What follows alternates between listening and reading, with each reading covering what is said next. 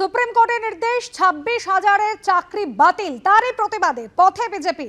আগামী 7 এপ্রিল কালীঘাট চলো ডাক বিজেপি যুব মোর্চা। 13 এপ্রিল কলেজ স্কোয়ার থেকে ধর্মতলা পর্যন্ত বিজেপির মিছিল। আগামী 13 তারিখ আমরা কলেজ স্কোয়ার থেকে রানী রাসমণি পর্যন্ত বিশাল আমরা প্রতিবাদ মিছিলের ডাক দিয়েছি এবং সেই বিরাট প্রতিবাদ মিছিল হবে। সেই বিরাট প্রতিবাদ মিছিলে কয়েক হাজার মানুষ তারা কলকাতার অংশগ্রহণ করবে এবং আমরা যারা যোগ্য এবং বঞ্চিত হয়েছে তাদেরকেও আহ্বান জানাবো এই মিছিলে অংশগ্রহণ করার জন্য। তার আগে আমাদের যুব মোর্চা কালীঘাট চলো কর্মসূচি 7 তারিখে পালন করবে। এই যে চাকরি যারা হারিয়েছে তাদের জন্য তো বিজেপি কিছু করেনি। হাইকোর্টে যখন ওদের বিরুদ্ধে রায় হলো, মুখ্যমন্ত্রী সুপ্রিম কোর্টে গিয়েছিলেন।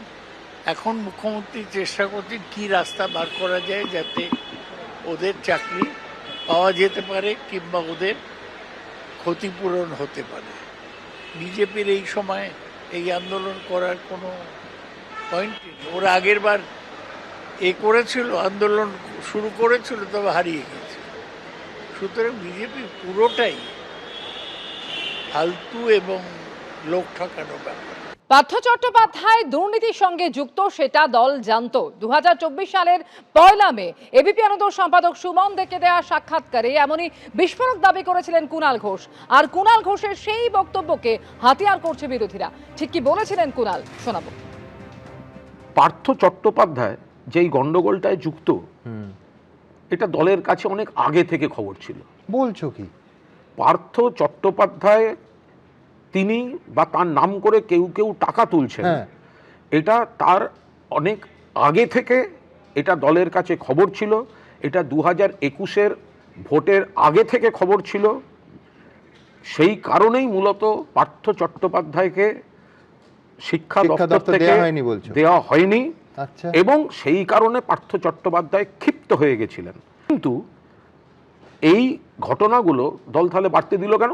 এই যে না, তুমি এখনো যা বলেছো সেটাই যথেষ্ট। তার কারণ হচ্ছে এই এত বড় শিক্ষা দুর্নীতি, যার জন্য আজকে 26,000 ছেলে মেয়ের চাকরি চলে গেছে।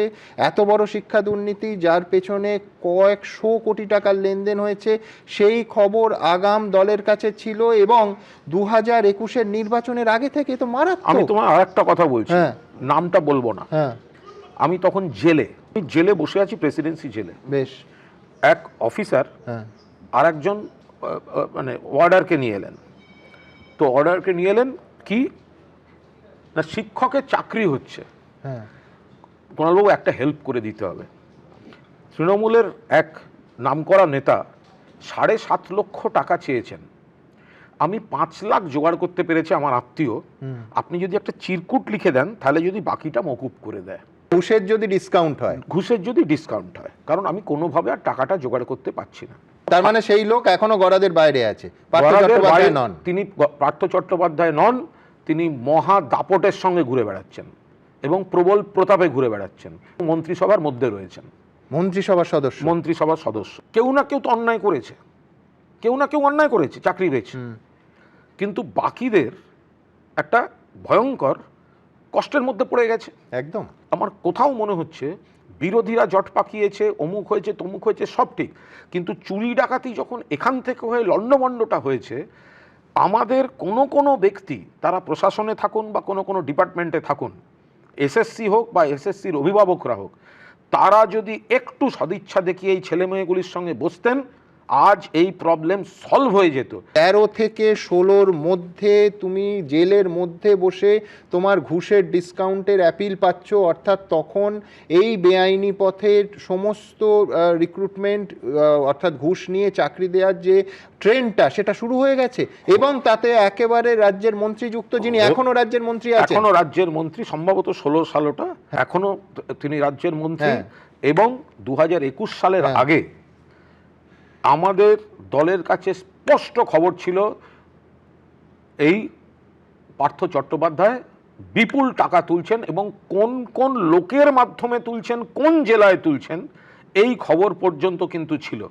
কিন্তু এর কোনো প্রশাসনিক বা অন্য কোনো ব্যবস্থা হয়নি।